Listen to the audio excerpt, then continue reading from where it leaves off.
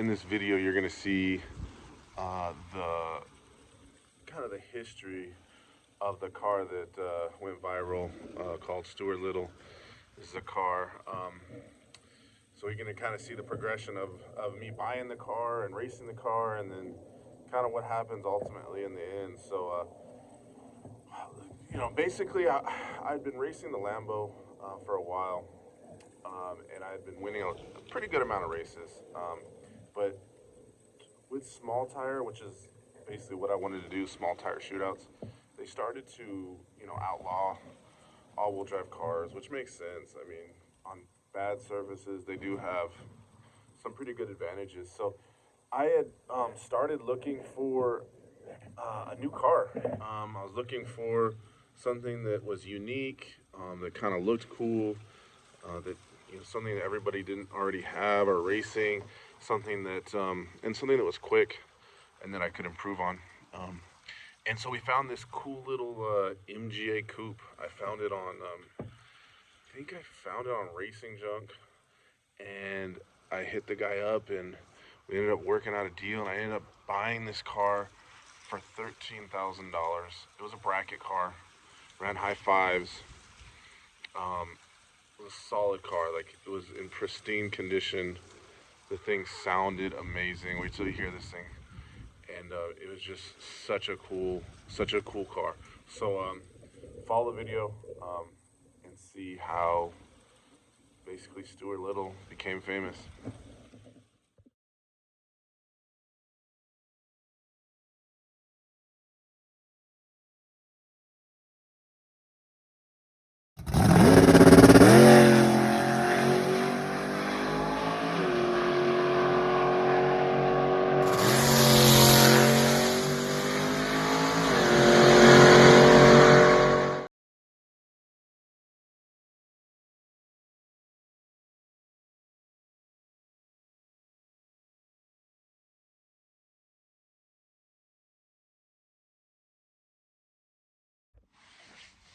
So, as you can see in the videos, we got the car. I had my buddy go and pick up the car from Oregon, and I was actually in Jamaica on vacation at the time. So by the time I got back, the car was just sitting at my house, ready to go. And I was like, the first night I got back, I'm like, hit up all my guys, like, let's go test this thing out. I wanna see how fast this car is. I was super excited. The car, super clean. It was just a nice car, and it sounded amazing. So we took the car out to our local spot that we had been, testing at and doing some racing. And first pass, hit the trans brake, went off the button, boom, wheels in the air, and that thing's moving. It's flying.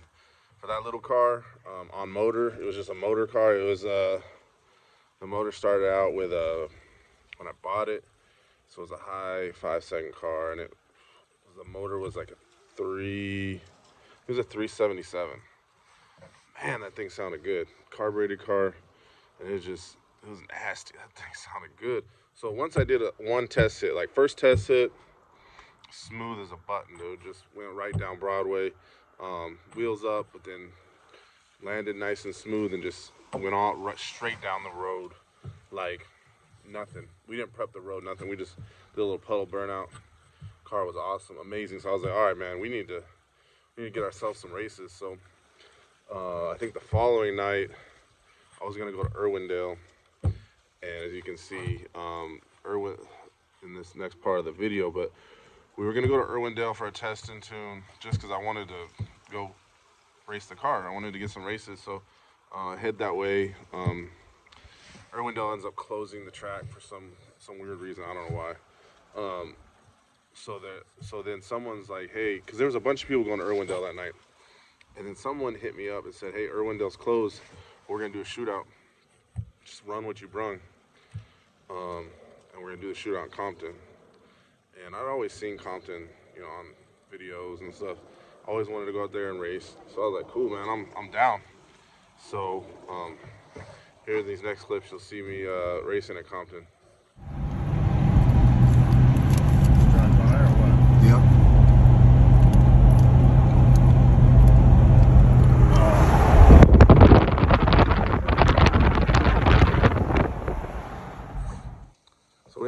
out to Compton with at the time the car didn't have a name.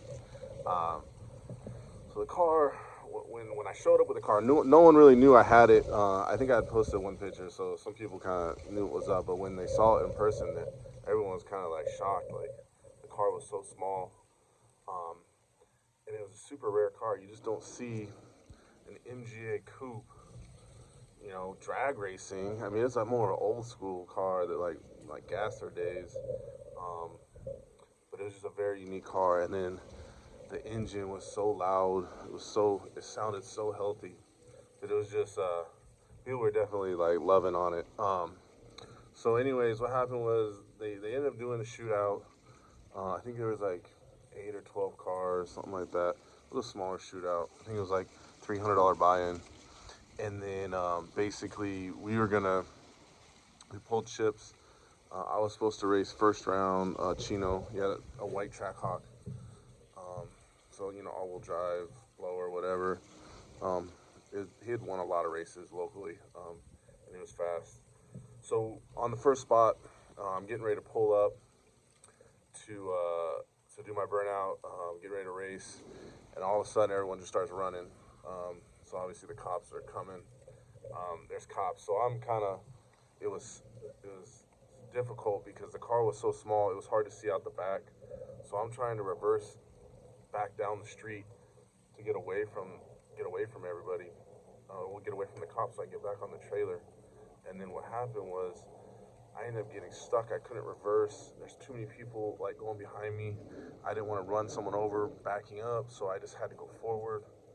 And that's when basically, instead of going back to my trailer, I had to go forward and then basically make a big loop around the block. When I had to do that big loop, I pull up to the stop sign to go around the block, and then of course there's two. What were they? I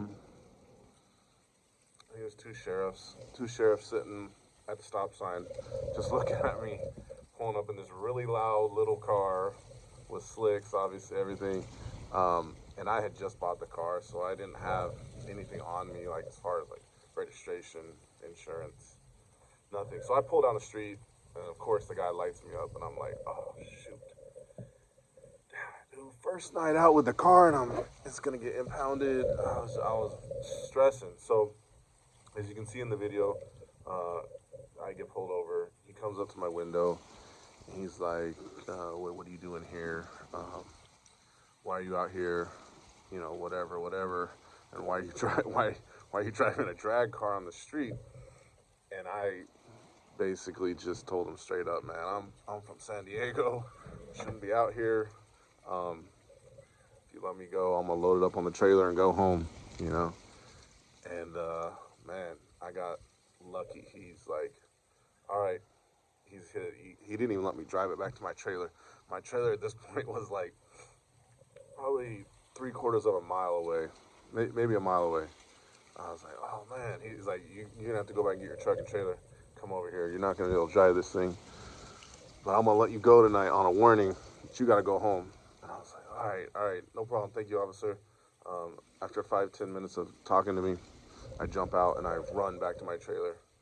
I'm not in the best shape right now, so I was tired. I was like, oh man. So I get back to my truck and trailer. At that point, someone had shown up to help me, and then we pull back and pick up my car. At this point, they had already had another driver's meeting at the original location, which was the hotel or the casino in Compton. So I was like, damn, man, they're like, hey, they didn't even give me much time. They're like, hey, Stir Fry, if you're not coming to the next spot, we're going to be there in 10 minutes. You're out of the shootout. You're done. You know, forfeit your money. You're taking too long. I was like, man, I got pulled over. Everyone knew I got pulled over, but obviously they wanted to keep it going, and they needed to because the cops were out and about. So I was like, man, I had a really really difficult decision to make at that moment in my life. Do I play it smart and just go back home with my, how do you say it, tail between my legs? I just go home and no one's gonna know, you know, how badass this car is and how fast this car is? Or do I go to the next spot after I just told the cops I'm going home? So that was a tough one. So, see in the next video what I decided to do.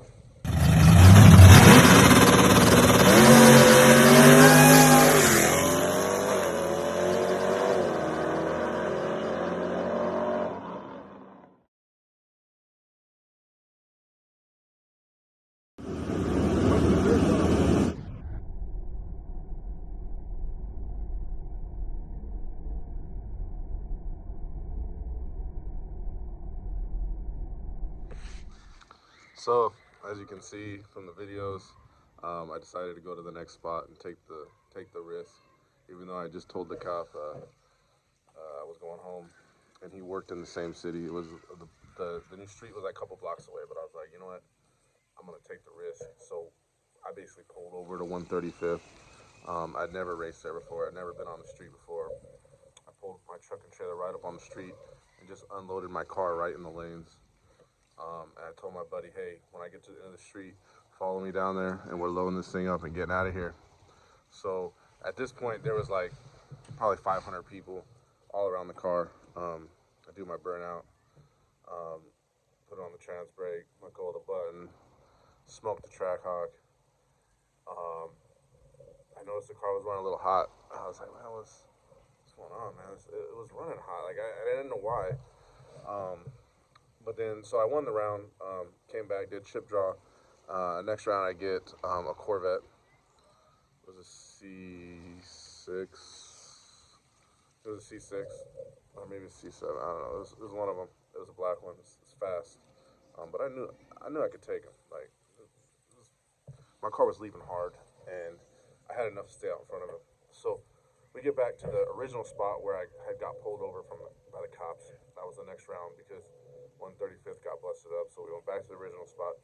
Same thing, do the burnout, whatever. My car's getting hot. The guy next to me in the vet, he's like taking forever to line his car up. Like, they can't, for whatever reason, they can't get in the groove. They go up and forward and back and up. Like, my car's getting hot. By the time he was ready, I looked at my temp gauge and it was like 230s, and I was like, it was rising. And I'm like, what the heck, man? Why is it getting so hot? And I'm like, you know, waving them to hurry up.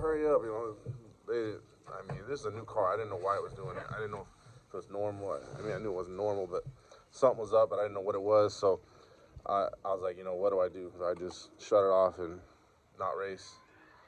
And yeah, when you're in that moment, you sometimes do things that aren't the smartest. So I was like, we're sending it. Like, so get it on the trans brake, let go of the button. Car leaves pretty good.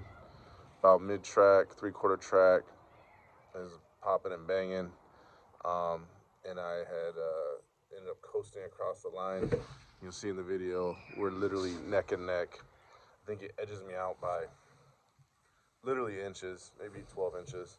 I had to coast across. I would have easily won, but it is what it is.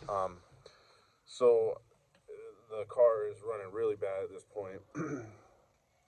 We don't know what's up, but the car is definitely not healthy. We take it back, do some work on it. I think I took it. I don't remember where I took it. We took it either to a junior shop or JBK or somewhere. Ended up, man, what did we do? So I wanted to put nitrous on it, and so we go and put a nitrous kit on it. Then later find out that the motor was hurt. Pulled it apart, and when it overheated, I mean, I don't know how hot it got. It must have been in the 300s because the cast iron block, I literally burnt, like it broke a piece of the cast iron block off. Like, that's how hot it got. So motor was done. At that point, I'm scrambling, like, okay, we need a motor, and we need a motor fast because I want to keep racing. Like, I hate when my cars are down. So I ended up finding another motor. And it was a junk motor. We put that motor in. Motor was junk. Like, the new motor I put in, it was like, car made like 200 horsepower on a motor. So the next day I pulled that motor out. I'm like, that motor's junk. I'm not gonna run 200 horsepower. Like, That's retarded. So ended up finding a legit motor. It was a 427 small block Chevy. Like, had good compression. It was just a solid motor. It had some like 23-degree heads. It's just legit. Like, the motor was legit. So got all that done. Got the new motor in there. Got the nitrous kit on there. And we had a nitrous set up to spray like 300-400 horsepower. Like, the car was gonna fly, and it did. So in this next video, you'll see what it does on the street. This is with a 427 and a little MGA coupe. And we had a very, very conservative wrap on the nitrous. Like, we weren't even spraying much. But this is ultimately what made Stuart Little go viral.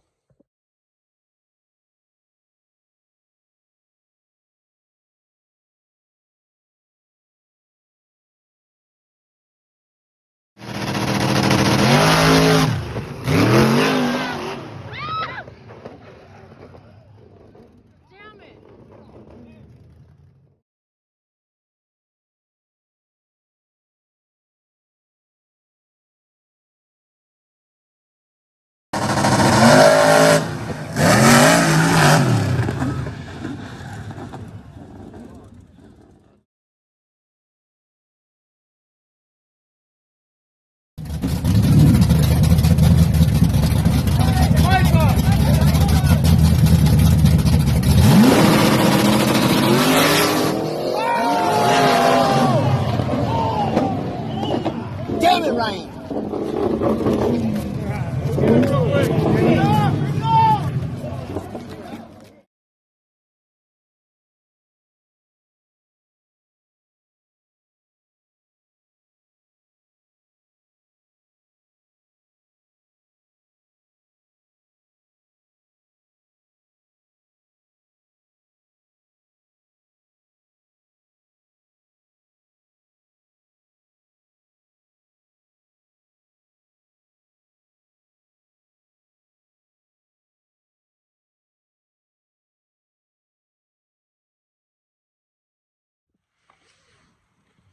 So guys, as you can see, man, Stuart Little was a monster.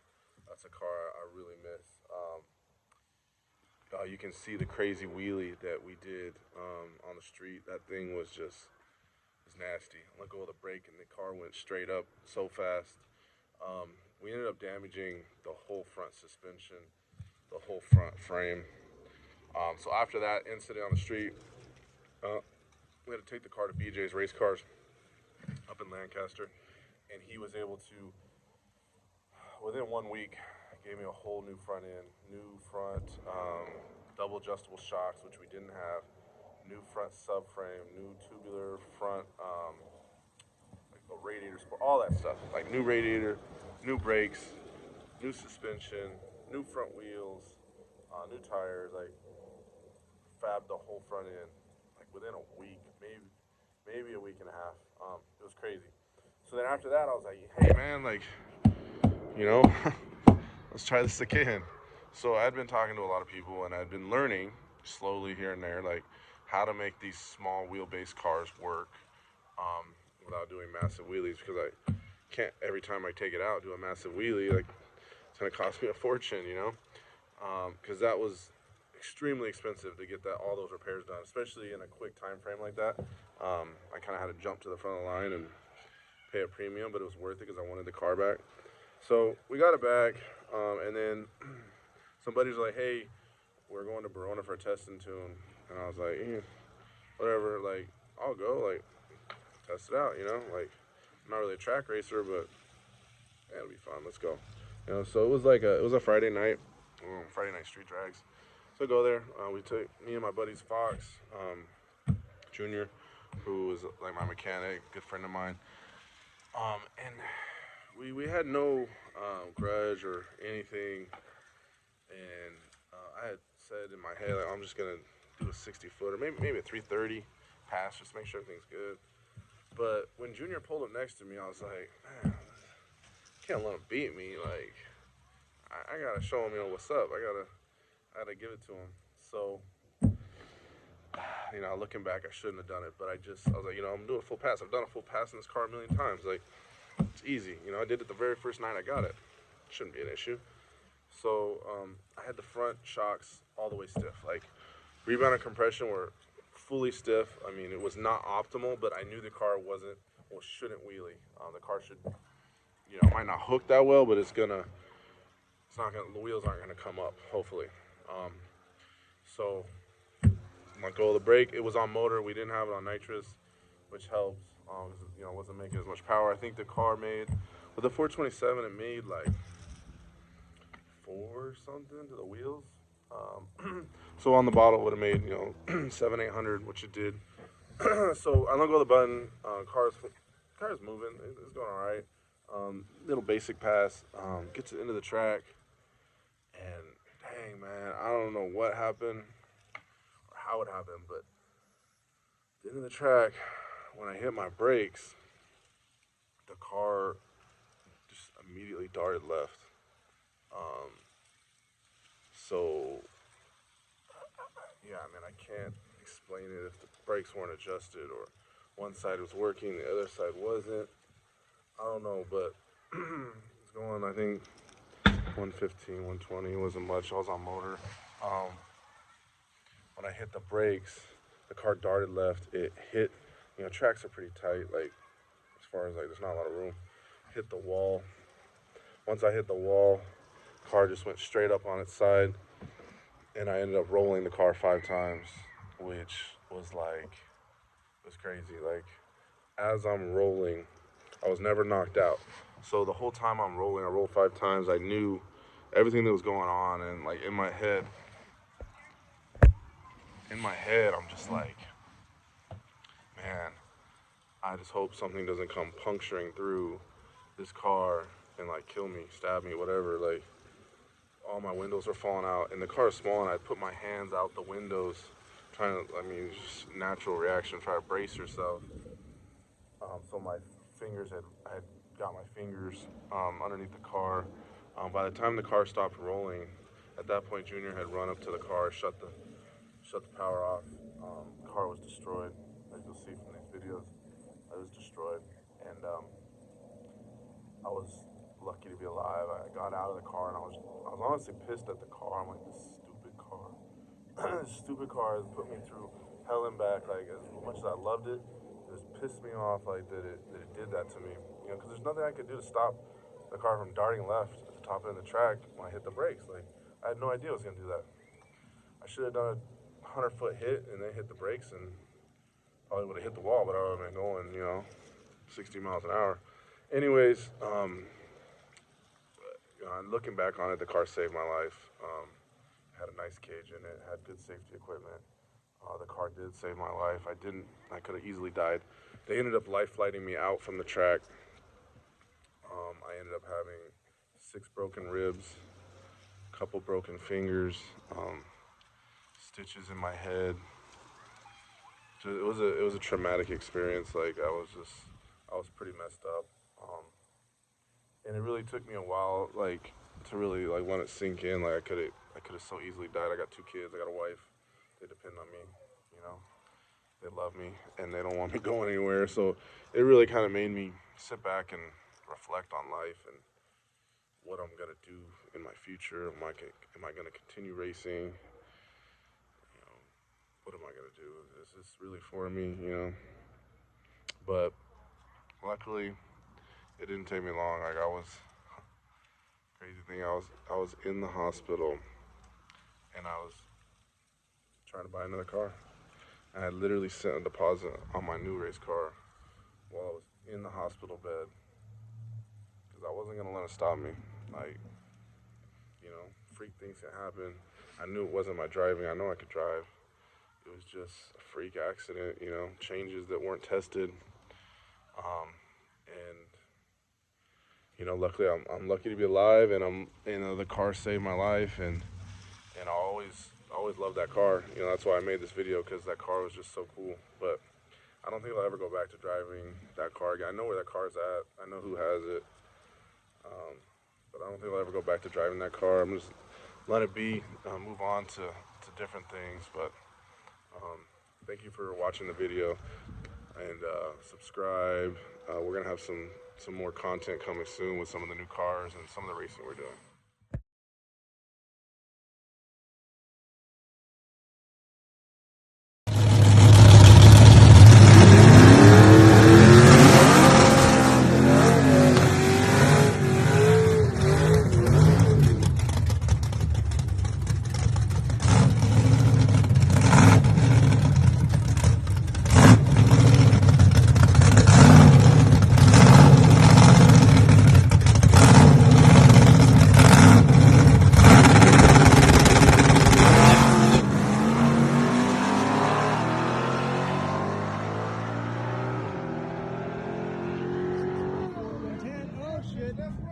Oh shit.